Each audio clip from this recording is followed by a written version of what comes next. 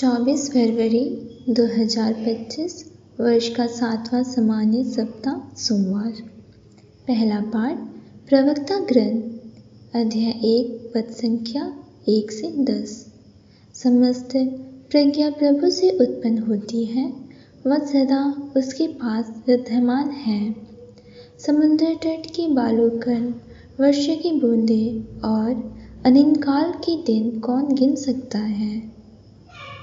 आकाश की ऊंचाई, पृथ्वी के विस्तार और महागोत्र की गहराई कौन नाप सकता है।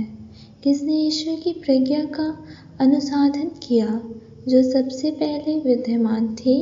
सबसे पहले प्रज्ञा की सृष्टि हुई थी। विवेकपूर्ण बुद्धि आदिम काल से बनी हुई है। प्रज्ञा का सूत्र है स्वर्ग में ईश्वर का शब्द। प्रज्ञा के मार्ग है शाश्वत संदेश। प्रज्ञा की जड़ तक कौन पहुंचा है, उसकी बारीकियां कौन समझता है। प्रज्ञा की शिक्षा किसको मिली है, उसके विवाद मार्ग कौन जानता है। परम श्रद्धेय प्रभु की प्रज्ञा संपन्न है, वह अपने सिंहासन पर विराजमान है। प्रभु ही प्रज्ञा की सृष्टि की है। उसने उसका अवलोकन एवं मूल्यांकन किया और उसे अपने सभी कार्यों में सन्निविष्ट किया है। उसने उसे अपनी उदारता के अनुरूप सब प्राणियों और अपने भक्तों को प्रचुर मात्रा में प्रदान किया है। प्रभु की वाणी। ईश्वर को धन्यवाद। संत मार्कुस का सुसमाचार अध्याय 9 पद संख्या 14 से 29। जब वे शिष्य के पास लौटे तो उन्होंने देखा कि बहुत से लोग उनके चारों ओर इकट्ठे हो गए हैं और कुछ शास्त्री उनसे विवाद कर रहे हैं। ईसा को देखते ही लोग अचंभे में पड़ गए और दौड़ते हुए उन्हें प्रणाम करने आए। ईसा ने उनसे पूछा, तुम लोग इसके साथ क्या विवाद कर रहे हो।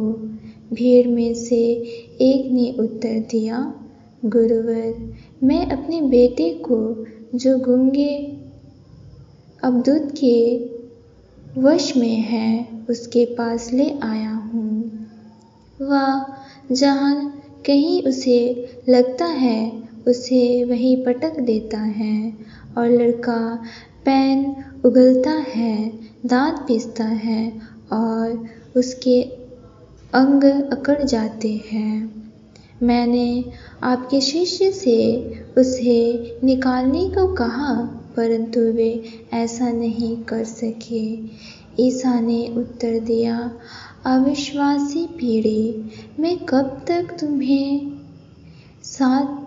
तुम्हारे साथ रहूं, कब तक तुम्हें सहता रहूं। उस लड़के को मेरे पास ले आओ। वे उसे ईसा के पास ले आए। ईसा को देखते ही अबदूत ने लड़के को मरोड़ दिया। लड़का गिर गया और पैन उगलता हुआ भूमि पर लौटता रहा। ईसा ने उसके पिता से पूछा, इसे कब से ऐसा हो जाया करता है। उसने उत्तर दिया, बचपन से ही। अबदूत ने इसका विनाश करने के लिए इसे बार बार आग अथवा पानी में डाल दिया है। यदि आप कुछ कर सके तो हम पर तरस खाकर हमारी सहायता कीजिए। ईसा ने उससे कहा, यदि आप कुछ कर सके, विश्वास करने वाले के लिए सब कुछ संभव है। इस पर लड़के के पिता ने पुकार कर कहा, मैं विश्वास करता हूँ, मेरे अल्प विश्वास की कमी पूरी कीजिए। ईसा ने देखा कि भीड़ बढ़ती जा रही है, इसलिए उन्होंने अशुद्ध आत्मा को यह कहते हुए डांटा, बहरे गूंगे आत्मा, मैं तुम्हें आदेश देता हूँ, इससे निकल जा और इसमें फिर कभी नहीं घुसना। अबदूत चिल्लाकर और लड़के को मरोड़कर उससे निकल गया। लड़का मुर्दा सा पड़ा रहा, इसलिए बहुत से लोग कहते थे यह मर गया है। परंतु ईसा ने उसका हाथ पकड़कर उसे उठाया और वह खड़ा हो गया। जब ईसा घर पहुँचे तो उनके शिष्य ने एकांत में उनसे पूछा, हम लोग उसे क्यों नहीं निकाल सके? उन्होंने उत्तर दिया, प्रार्थना और उपवास के सिवा और किसी उपाय से यह जाति नहीं निकली जा सकती। मनन चिंतन। यीशु के शिष्य उस लड़के को जो अशुद्ध आत्मा से पीड़ित था चंगा नहीं कर सके, क्योंकि उनमें विश्वास की कमी थी। उस लड़के के पिता में भी विश्वास नहीं था।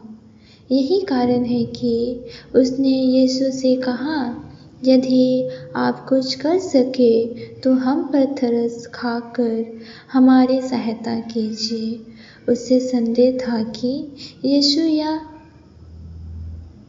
कर सकते हैं। जब यीशु ने उसके विश्वास की कमी की ओर इशारा किया तो उसने यीशु से कहा, मैं विश्वास करता हूँ, मेरे अल्प विश्वासी की कमी पूरी कीजिए। यह जानते हुए ही उसका विश्वास अपर्याप्त था, उसने यीशु से मदद मांगी। लड़के से अशुद्ध आत्मा को निकालने के बाद यीशु ने शिष्य को समझाया कि उनकी सेवकाई में प्रयोग की गई शक्ति उनके द्वारा ईश्वर के सिंहासन के सामने की गई प्रार्थना के अनुपात में प्रकट होती है। प्रार्थना का उपवास हमें ईश्वर के साथ अपने संबंध में मजबूत करने, उसकी इच्छा के प्रति अधिक आज्ञाकारी बनने और उसके निकट आने में मदद कर सकते हैं।